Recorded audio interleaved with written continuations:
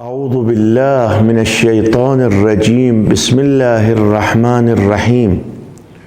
كنا نتكلم عن أهمية العلم. العلم نور يقذفه الله في قلب من يشاء. العلم نور، الله يشوف أنت مستعد، أنت تقدر تتحمل المعلومات وتعمل على ضوئها أم لا. إذا رآك أنت إنسانا مشتاقا للعلم، العلم الواقعي، العلم الحقيقي، العلم المفيد، يأخذ بيدك ويوفقك. والدليل على ذلك هؤلاء العلماء الأجلاء الذين انتخبهم الله سبحانه وتعالى وجعل قبرهم ملاذا للمؤمنين. شوف قبر شيخ الأنصاري رحمة الله عليه، جعله الله بابا من أبواب دخول إلى مرقد أمير المؤمنين عليه السلام. شوف أول ما تدخل للزيارة أول تزور شيخ الأنصاري. لماذا؟ لأن أدرك أهمية العلم وأخذ العلم لأن يخدم الدين. ولذا يقول رحمة الله عليه: كلما أصابني مشكلة في بحث من البحوث كنت أقرأ زيارة الجامعة وأطلب من أهل البيت روحي لهم الفداء أن يتوسطوا إلي عند الله سبحانه وتعالى، أن يأخذ بيدي، وكانت المسألة تنحل. العلم مهم والعمل مهم، ولكن الآن أريد أوصلك إلى أهمية العلم. العلم مهم، ولذا أصل الإيمان العلم. إذا أدركت أهمية العلم الإيمان يترسخ في وجودك. ثمرة العلم معرفة الله. إذا أخذت العلم وكانت منك أهمية خاصة لأخذ العلم تعرف الله سبحانه وتعالى. للعلم ثلاثة علامات: المعرفة بالله وبما يحب ويكره. الإنسان المؤمن المتدين إذا اهتم بالعلوم وأخذ ما يحتاجه في خدمة الدين، لأن علوم مختلفة. الآن عندنا علم الكيمياء، علم الفيزياء، هذا لا يفيد الدين. نعم، المؤمنين يحتاجون إلى متخصصين، يحتاجون إلى أشخاص يقومون بأمور دنياهم. عندنا أشخاص يحتاجون، بل نحن نحتاج.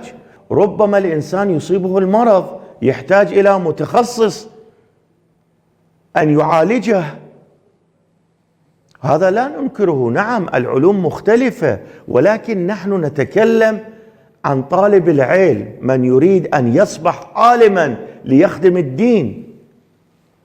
هناك أصل أساسي لا بد أن يتوجه إليه طالب العلم، وهو أهمية العلم. العلم مهم ولازم تتوجه إليه حتى تصبح في وجودك ملكة من العلم، علم الذي ينصر الدين. نعم أكو علوم أخرى كما قلت لكم، يصبح إنسان حرفة له مهندس، أو يصبح إنسان على كل له حرفة خاصة.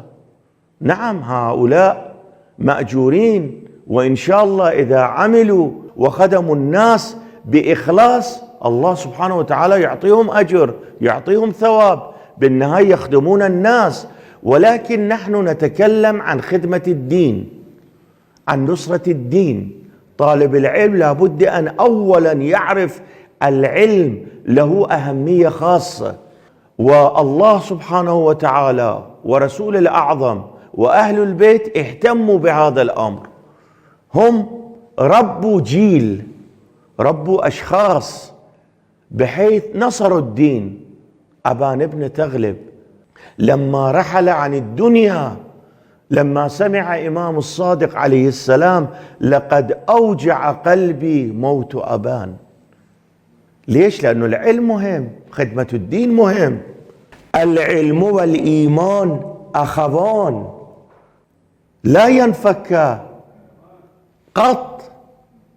الإنسان لما يكسب العلم لابد أن يوصله إلى إيمان الواقعي، إلى معرفة الله. نحن نتكلم عن هذا العلم، ولذا ترون أن في هذا الحديث الشريف الإمام أمير المؤمنين روح إلى الفداء يقول الإيمان والعلم أخوان توأمان ورفيقان لا يفترقان. هذا الحديث يعطينا تنبه أن العلم لابد أن يعطيك إيمانا بحيث يصبح الإيمان والعلم أخوان لا يفترقان. لا يمكن أن تذهب وتخزن نفسك بالعلوم ولكن ليس لذلك العلم يكون ثمرة لك، لابد أن يكون له ثمرة، والثمرة هو إيجاد ملكة الإيمان في وجودك.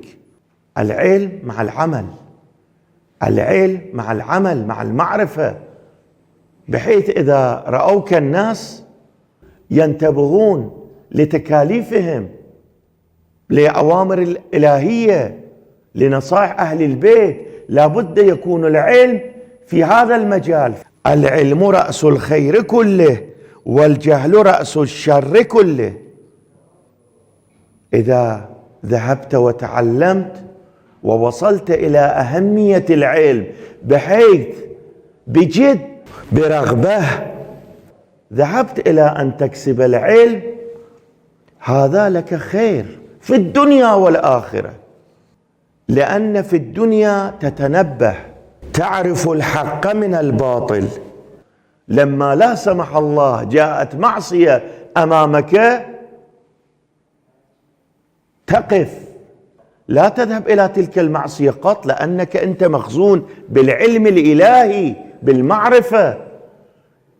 هذا يبين أهمية العلم. العلم إذا كسبته بطريقة صحيحة، سإن شاء الله أصل إلى هذه النقطة، كيف يكون كسب العلم بطريق صحيح، سأصل إن شاء الله إلى هذه النقطة.